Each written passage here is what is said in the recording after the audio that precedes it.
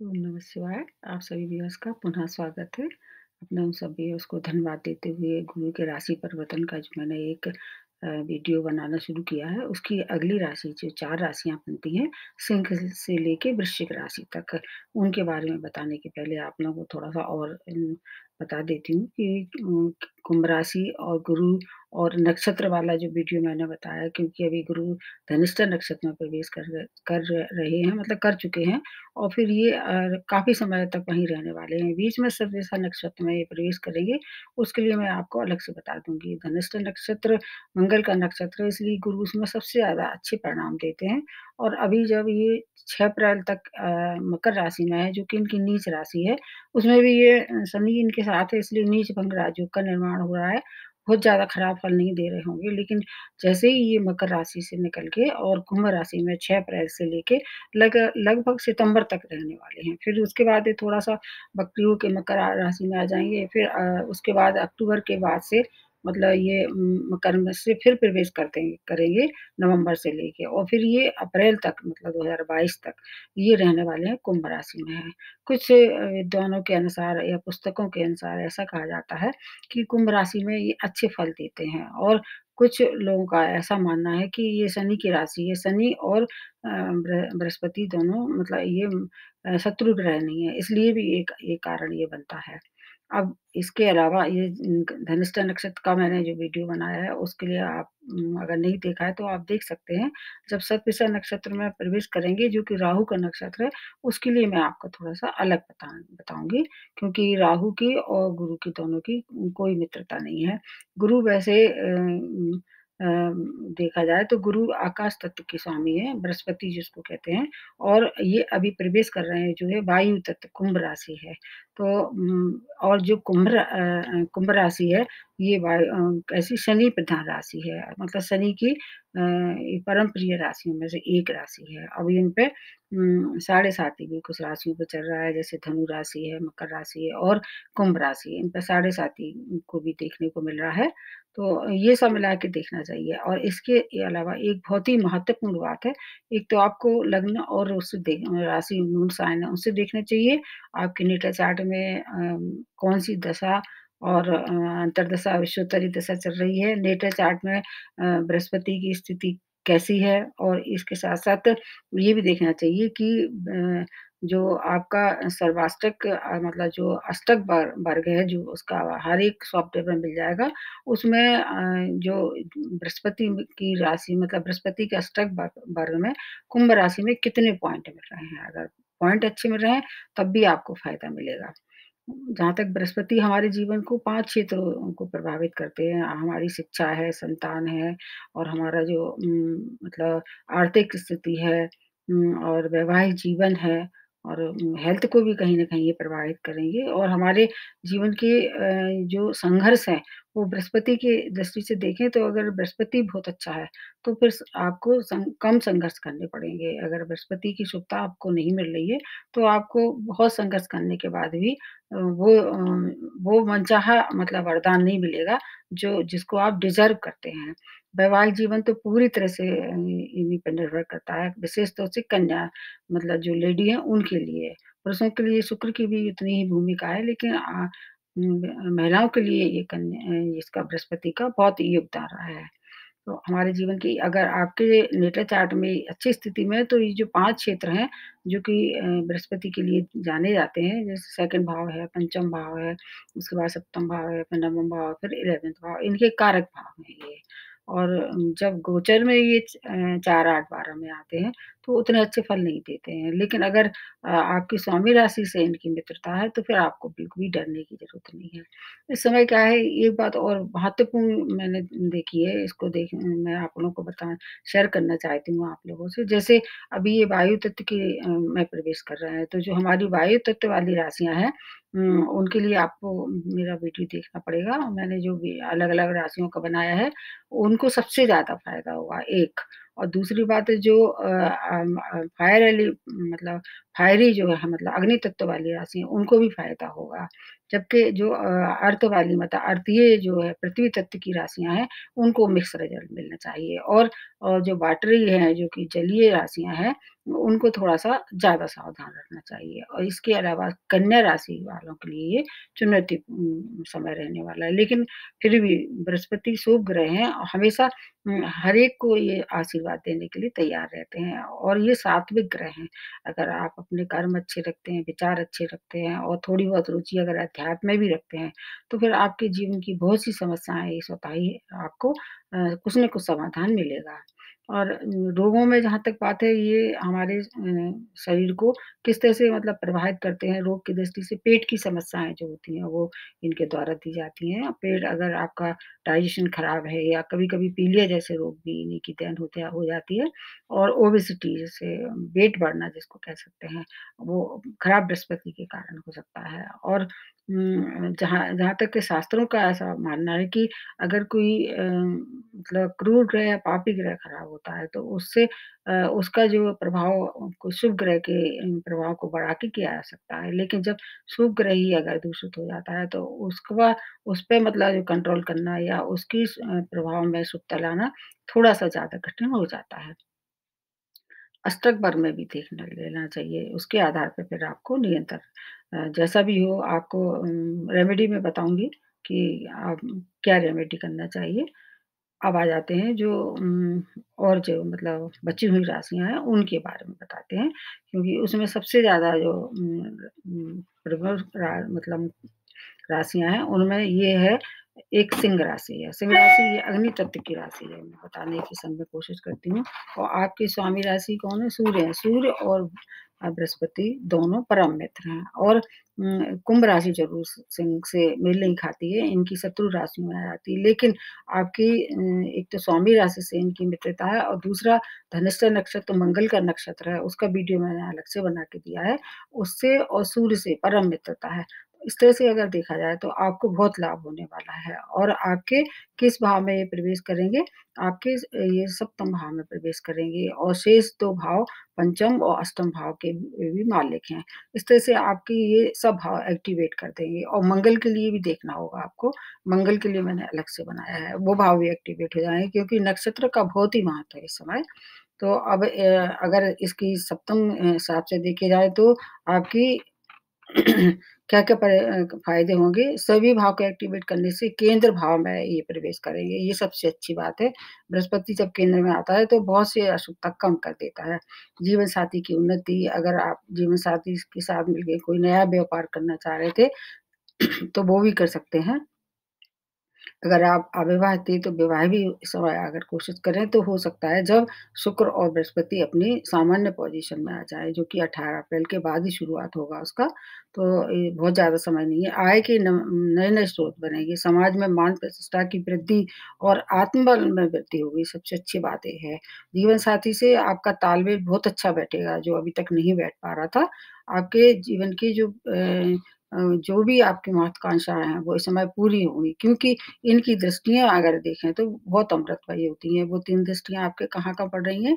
एक तो आपके 11th भाव में पड़ रही है, लग्न में पड़ रही है और आपके 3rd भाव में पड़ेगी। तो छोटी-छोटी दूरी की यात्राएँ होगी और वो बहुत मतलब लाभप्रद रहने वाली हैं। छोटे भाई-बहनों से आपका मेल-मिलाप बढ़ेगा, लग्न पर दृष्टि बनने से आत्मबल में वृद्धि होगी और आपकी सामाजिक मान प्रतिष्ठा में वृद्धि होगी। 11th भाव से क्या होगा? आमदनी के नए-नए स्रोत बनेंगे, जिससे आपकी आर्थिक स्थिति जो है आपकी उसमें वृद्धि होगी। और चूँकि आपके स्वामी राशि जो सूर्य हैं और मंगल से भी इनकी मित्रता है, तो आपको हर एक उस चीज़ का फ़ायदा होगा जो कि मंगल से और आपके सूर्य से मतलब सूर्य को गवर्नमेंट सेक्टर से भी देखा जाता है और मंगल को पुलिस और सेना से भी देखा जाता है। तो अगर उस तरह के जॉब में आप हैं, तो और ज़्यादा फ़ायदा होगा। हायर एजुकेशन के लिए अगर आप जाना चाहते थे, तो आप जा सकते हैं, चाहे वह देश हो, चाहे विदेश हो। आपके लिए ये समय बहुत ही महत्वपूर्ण है। हालाँकि कुछ लोगों के अनुसार ये आप लोगों को डरवाया जाएगा, लेकिन ये बात सच नहीं है क्योंकि जो हायर एलिमेंट वाली जो राशियाँ हैं, उनके लिए ये समय काफ़ी अच्छा है। और इसके अलावा अगर आपकी लग्न को देखा जाए तो लग्न जो है वो सबसे ज़्यादा एक महत्वपूर्ण भाव होता है। अगर वो मज़बूत हो जाता है नेटल चार्ट में, तो फिर बाकी अगर भाव थोड़े-से कमज़ोर भी हों, तो भी काम अच्छे से चलता है और बहुत चलता नहीं बल्कि दौड़ता है। तो सिंह राशि वालों के लिए ये समय बहुत ही अच्छा है। अगर जो आप न पहले से प्लानिंग की है, आप उसको आगे बढ़ा सकते हैं। फिर भी कोई परेशानी है तो मैं आखिरी में रेमेडी बताऊँगी, सबके लिए होगी वो। उसके बाद आ जाते हैं कन्या राशि, इसके स्वामी राशि बुध हैं और बुध की और बृहस्पति की तो वैसे मित्रता नहीं है, लेकिन शनि और बुध दोनों परम मित्र हैं। आपके 6 भाव में गोचर करेंगे, ऐसा माना जाता है कि शुभ ग्रह 6 भाव में गोचर करते हुए अच्छे फल नहीं देते हैं। इधर आपके 4th और 7th भाव की लॉर्डशिप भी इनके पास है। स्वामी राशि से मित्रता न होने के बाद इस भाव की थोड़ी-सी वृद्धि करेंगे, रोग और शत्रु का सामना आपको करना पड़ेगा। मतलब आपके लिए ये समय थोड़ा-सा चुनौतीपूर्ण है। हालाँकि ये राशि जो है वो उसकी पृथ्वी तत्व की राशि है, इसलिए मिक्स रिज़ल्ट रहेंगे। शिक्षा प्रतियोगिता में अगर आप पार्टिसिपेट कर रहे हैं, तो आपको फिर सफलता मिलना तय है। विदेशों से जुड़कर कोई कार्य करेंगे, तो और ज़्यादा फ़ायदा होगा। अगर आप देश में नहीं तो विदेश में कुछ घर या कोई प्रॉपर्टी की खरीद कर सकते हैं और अगर भूमि वन वाहन आपके पास थी, उसका सुख आपको प्राप्त नहीं हो पा रहा था, तो फिर आपको इस समय कोशिश करेंगे तो उसकी भी प्राप्ति हो सकती है। माता की हेल्थ भी अगर खराब चल रही थी, तो उसमें भी कुछ सुधार होगा क्योंकि इनकी ये चौथे घर में बैठेंगे तो थोड़ा-सा आपको जो भी कार्य करेंगे, वहाँ थोड़ा सतर्कता रखनी पड़ेगी। ये सबसे महत्वपूर्ण बात है। इनकी जो 3 दृष्टियों के हिसाब से देखें तो आपको कहाँ का लाभ होगा? एक दृष्टि इनकी पड़ रही है 10वें भाव पे, एक 12वें पे और एक 2nd भाव पे। तो 2nd भाव से अगर आपकी कोई पैतृक संपत्ति से कोई में उलझा हुआ कोई कार्य था, तो वो सुलझा देंगे ये। और इसके पार्टनरशिप में अगर आप काम करना चाह रहे थे क्योंकि सप्तम भाव को भी एक्टिवेट करेंगे, बिज़नेस में अगर पार्टनरशिप में आप अपना कोई भाग आज़माना चाह रहे थे, तो आप इस समय कर सकते हैं। आपकी ग्रोथ होगी, उससे धन लाभ भी होगा। आपको क्या है कि थोड़ा-सा ध्यान अपनी हेल्थ पे रखना पड़ेगा, नहीं तो क्या है मेडिकल एक्सपेंडिचर इस समय बढ़ सकते हैं। आपकी स्वयं की हेल्थ भी थोड़ी-सी परेशानी में आपको परेशान कर सकती है। कोर्ट केस में अगर आप इन्वॉल्व थे या आपके ऊपर किसी ने कर दिया था कोई केस वगैरह तो विजय आपकी है। रुका हुआ धन भी आपको प्राप्त होगा। शेयर मार्केट में भी थोड़ा बहुत लाभ होगा। आप शॉर्ट टर्म के लिए आप अपना इन्वेस्टमेंट कर सकते हैं। लंबे समय के लिए अगर हो सके तो ज़्यादा पैसे ना फँसाएँ और लंबे समय का इन्वेस्टमेंट से बचें। वाणी और स्वाद दोनों पर नियंत्रण रखना पड़ेगा क्योंकि वाणी क्या है, वाणी से आप कुछ किसी को खराब बोल देंगे तो भी आपको नुकसान और अगर स्वाद पे कंट्रोल नहीं किया, कुछ भी मतलब इधर-उधर का खाया, बाहर का खाया, तो आपकी फिर सेहत भी खराब होगी, उससे एक्सपेंडिचर में वृद्धि हो सकती है। पेट जैसे रोग आपको परेशानी में डाल सकते हैं और मान प्रतिष्ठा में भी थोड़ी-सी परेशानी का सामना करना पड़ सकता है। स्पाउस की हेल्थ की भी केयर करनी चाहिए। बाकी अगर थोड़ी-सी सावधानी रखें, तो फिर आपको ज़्यादा परेशानी नहीं होगी क्योंकि बृहस्पति हैं, ये गुरु हैं और देवताओं के गुरु हैं। तो अगर आप अपने मन, वचन, कर्म से अच्छे रहते हैं, सात्विक रहते हैं, किसी को हर्ट नहीं करते हैं, तो आपको कोई ज़्यादा बिल्कुल भी डरने की आवश्यकता नहीं है। उसके बाद अगली राशि जो बनती है, वो तुला राशि है।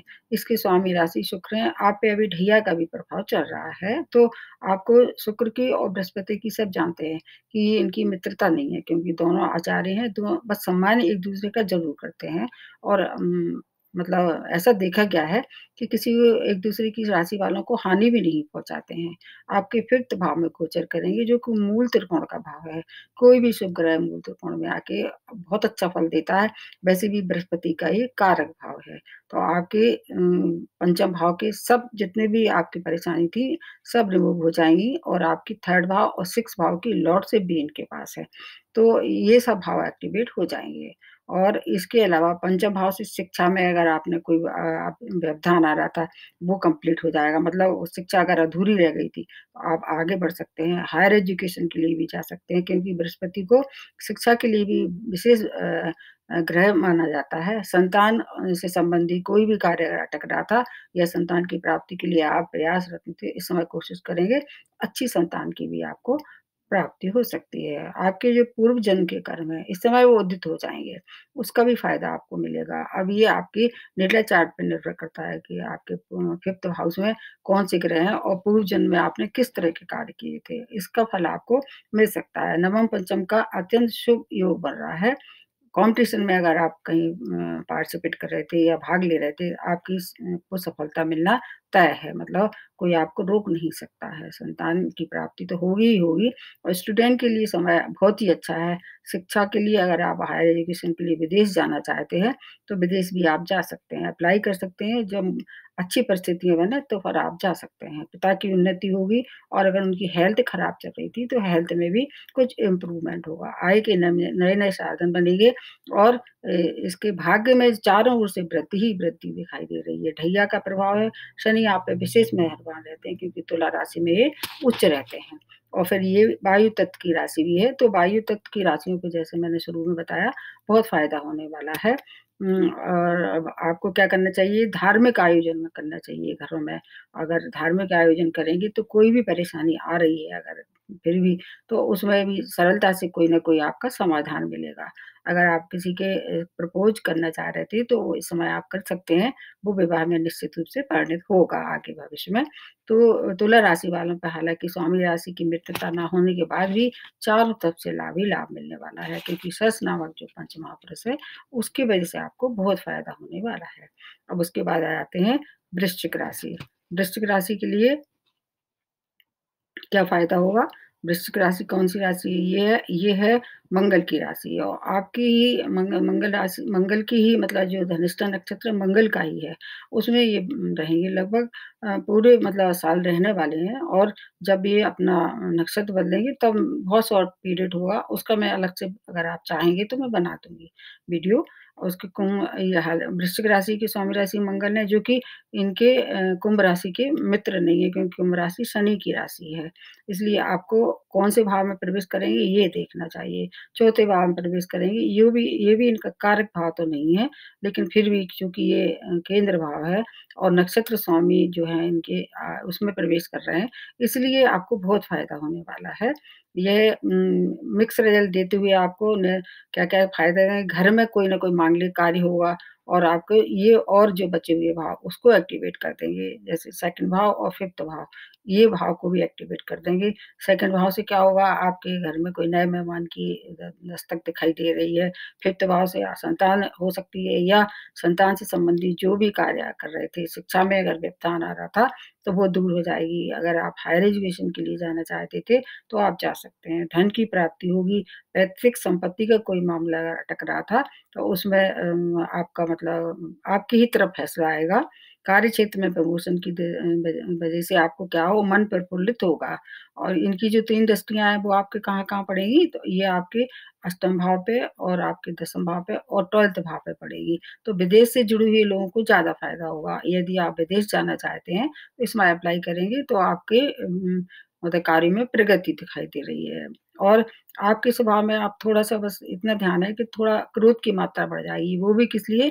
व्यय की अधिकता और व्यय भी हो सकता है कि आपके मेडिकल एक्सपेंस हो जाए क्योंकि ये अष्टम भाव पे भी इनकी दृष्टि है, इसलिए हो सकता है कहीं घर में या स्वयं को कुछ हेल्थ की प्रॉब्लम हो जाए, उस पे आपका खर्च हो जाए, तो उसकी वजह से थोड़ा आपका मन खट्टा हो सकता है।